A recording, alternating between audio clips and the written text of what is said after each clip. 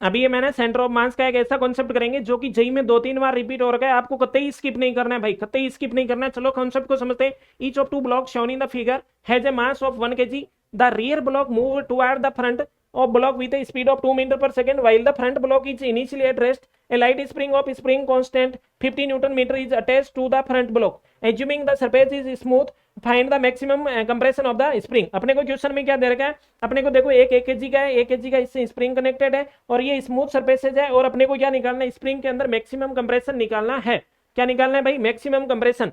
तो देखो maximum compression कैसा क्या सीन है यहाँ पे, ये जैसे ही ये ब्लॉक इधर आएगा इससे टकराएगा, तो जिस इंस्टेंट पे टकराएगा तो इसकी स्पीड 2 होगी, तो इस एंड की भी स्पीड उस इंस्टेंट पे क्या होगी, 2 मीटर पर सेकेंड इधर होगी, तो उसकी वजह से ये स्प्रिंग कंप्रेस होना स्टार्ट होगी।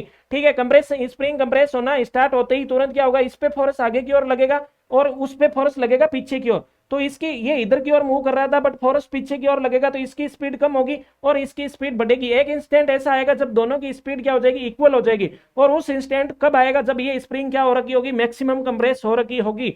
तो अपने को मैक्सिमम कंप्रेशन कितना होगा वो निकालना है। तो अब कैसे निकालें भाई, अपने पास मैक्सिमम कंप्रेशन कैसे निकालें, तो सबसे पहले अपने को निकालनी होगी इनकी कॉमन स्पीड कि दोनों किस कॉमन स्पीड से मूव करेंगे। तो अपने यहाँ पे लगा देंगे linear momentum conservation in x direction, क्योंकि एक्स डायरेक्शन में यहाँ पे कोई भी नेट एक्सटर्नल फोर्सेज नहीं है, तो ये लगा दिया linear momentum conservation. Initial linear momentum ये हो गया उस केस में जब दोनों कॉमन स्पीड से मूव कर रहे हैं उस टाइम का मोमेंटम, तो ये आ जाएगा वीसी बराबर वी/2, तो ये आ गया 1 मीटर पर सेकेंड। अब अपने को पता है कि यहाँ पे जो ये स्प्रिंग में पोटेंशियल एनर्जी आएगी वो कहां से आएगी, जो सिस्टम में इनिशियल काइनेटिक एनर्जी, जो काइनेटिक एनर्जी में लॉस होगा वही तो इसमें स्प्रिंग मास सिस्टम की पोटेंशियल एनर्जी में जाएगा।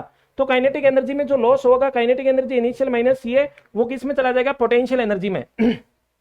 तो ये वैल्यू रख दो half M V square. Final kinetic energy जब कॉमन स्पीड से मूव कर रहा है is equal to half K X square. M की वैल्यू सारी वैल्यूज रख दो, वी की और वीसी की वैल्यू रख दो, है ना। वी की 2 है, वीसी की वैल्यू कितनी है अपने पास 1 है, तो ये वैल्यू रख दी, एक्स बराबर इतना आ गया अपने पास 0.2 मीटर। अगर आपको ये समझ में आया तो आप इसका आंसर कमेंट करोगे, है ना, इसका आंसर कमेंट करोगे जेईई मेन 2025, है ना, और ये जेईई मेन 2021 इसका भी आंसर क्या करोगे, कमेंट करोगे।